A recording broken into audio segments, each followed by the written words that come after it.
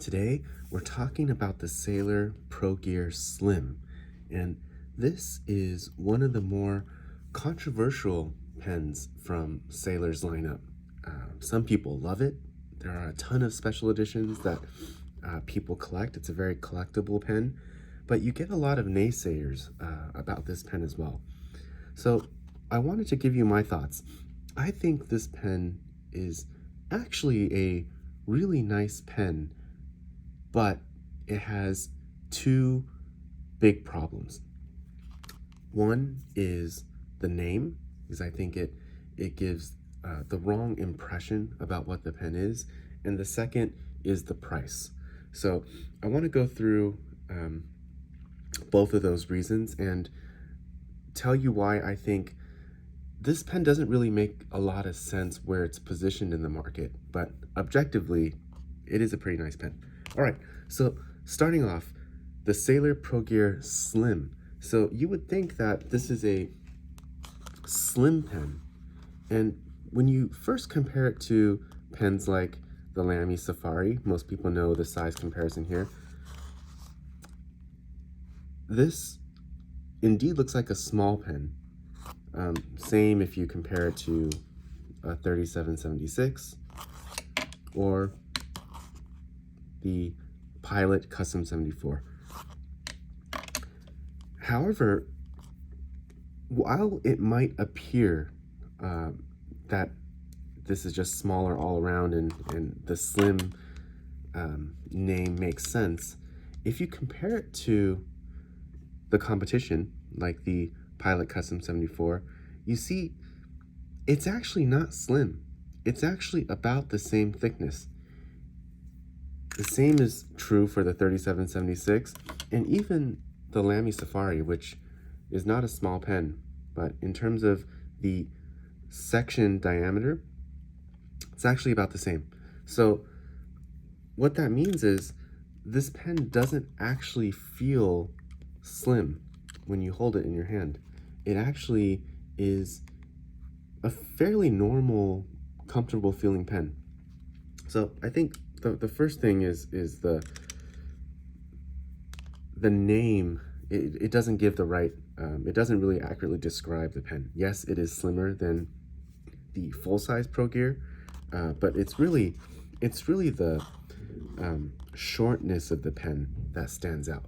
It makes it feel more like a pocket pen than something like something you would consider a full-size pen, like a Pilot Custom 74. So that's the first point. The second big problem with this pen is the price. So if you look at the three competing pens from Japan in this price range, it would be the Pilot Custom 74, as you know, is one of my favorites, the Platinum 3776, which I have a love-hate relationship with, and this. They're approximately the same price. So I looked approximately the same price in other markets. So I just looked up pricing this morning. The retail price in Japan is around 20,000 yen for the 3776, about 16,000 for the Pro Gear Slim, and around 16,000 for the Pilot. So not too far off. In terms of the street price, they're about $100 each in their domestic market. Here in the US, the Pro Gear Slim the market price is $220. The 3776 is $208, and the Pilot Custom 74 is $176. So significantly more expensive than what you would pay in Japan or in Asia in general, but that's kind of how Japanese pens are here. So that is what's interesting about that is the Sailor Pro Gear Slim is the most expensive pen in this trio, but it's not the one that offers the most features. It's not the one that is the biggest, clearly. It's not the one that has the biggest nib. The nib size, as you've seen earlier, is about the same as the Pilot number 5 nib. It is significantly smaller than the Platinum, the 3776 nib. So it doesn't offer the biggest nib. They are all 14 karat nibs, so there's no advantage there. And in terms of just overall build quality and the material quality, it's certainly better than the Platinum, but that's not really saying a lot. It is not any better than the Pilot. So I don't really understand the price difference here. I don't understand why the Sailor is a good $40 more expensive in the US than the Pilot Custom 74. It is a much smaller pen, similar size nib. I don't really get the pricing. So those are the two main issues with the pen. But if you take those issues aside and you look at, is this a well-built pen and does it write well, then yes, to both of those. This is a very nicely made pen. It's made from a very high quality resin, so plastic, high quality plastic, but this material is it holds a very nice polish, so the pen can be, it's very glossy, very shiny. Also, unlike the Platinum pens, where you can see here, when you post it, after a while it will scratch the barrel. I've found that Sailor in their materials, you can use them posted, and this one you really kind of have to use posted because of the length. But you can do this, and it after use it really doesn't tend to scratch the barrel. The threads are very, very smooth. It's just it's a very pleasant pen to use, and its overall build quality is really nice. The other thing I wanted to talk about is the nib. So you hear mixed thoughts about this nib. People say, some people say they really do not like the Sailor 14 karat nibs. They say this nib is very stiff, it doesn't write well. This is a very different feel than the Sailor 21 karat nib. I don't know whether that's because of the fact that the nib on the full-size Pro Gear model is just bigger, so that it doesn't feel as stiff. There's more gold material, so it doesn't feel as it feels just smoother to write with. And again, not from the tipping material, but from the absorption of the gold. I'm not sure if that's because the nib is bigger or because it's a higher percentage gold, 21 karat versus 14, but that nib does feel different. That said, this is not a bad nib. I think that people who say have negative comments about this nib are comparing it to pens that are really not in its class. So to show you that, let me just pull out my notebook here. And I apologize for this weird setup here. I'm in a hotel room traveling for work, so this is a bit of a weird setup. So this is the Sailor. Oops, this pen's left it out a little bit, so it's a little bit dry. This is the Pro Gear Slim. This is a 14 karat fine nib. And this is Sailor Black Ink. It's just the ink cartridge that came with the pen. So this nib, it is on the stiff side. It doesn't really yield when you write like the way the Sailor 21 karat nibs do, but it's very, very well tuned. The ink flow is really, really nice. It's consistent in terms of the polishing, so no matter what direction you write, the feedback feels the same, and it definitely has that classic Sailor pencil-like feedback.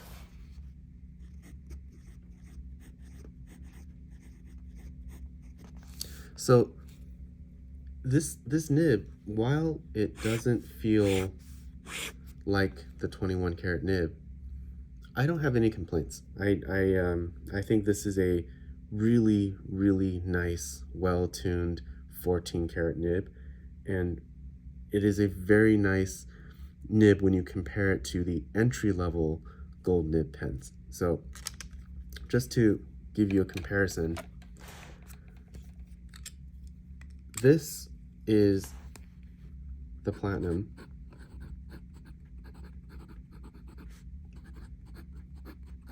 This is a 3776. This is, I think, the, pardon the pun, but the gold standard in entry-level 14 karat nibs. This is also a find, and honestly, it's very similar. This is also a very stiff nib, also has the pencil-like feedback.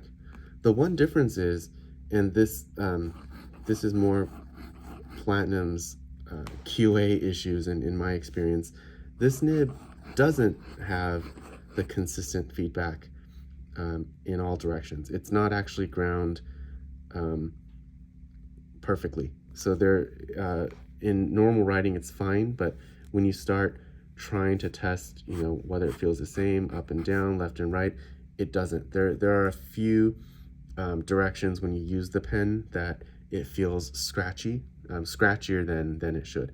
So compared to the Sailor, I really, again, don't have any complaints about the Sailor nib. When you compare it to something like the 3776, or sorry, that was the 3776, this is the Pilot 74. When you compare it to the 74, this is the Pilot number 5, 14 karat. This one is a medium, so not to compare the line widths, but the feel of the Pilot nib is a little bit softer, and that is something that's just a characteristic of Pilot's number 5 sized 14 karat gold nibs. They feel a little bit softer than the Platinum or the Sailor equivalent, and which one you like is really personal preference. So for me personally, even though this pen is the pen I use most, I actually do prefer the way the Sailor and the Platinum pens write from a daily basis. So again, the nib is actually really nice. So no complaints about the nib. So again, the two big problems I really have with this pen are the size and the size in terms of the name. I don't think it's slim is the issue. The width feels very comfortable. The issue for me is the overall length of the pen. When you use something like a Platinum 3776 compared to the Pro Gear Slim, when you use them back to back, the Platinum just feels like a more substantial pen. And because of that, I think the pricing is a bit odd. It's a bit odd to me that the Pro Gear Slim is more expensive than its Japanese competitors, which are, in my opinion, just better value for your money.